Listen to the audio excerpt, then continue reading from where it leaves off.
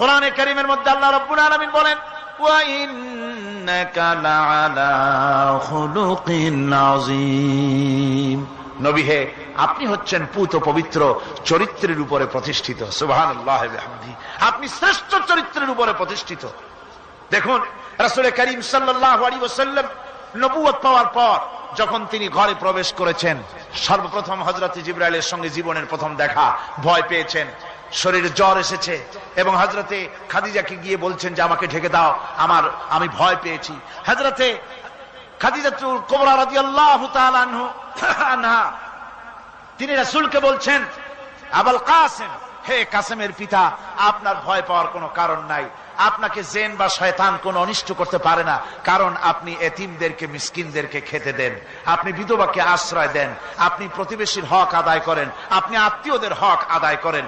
কি সার্টিফিকেট দিচ্ছেন? স্ত্রী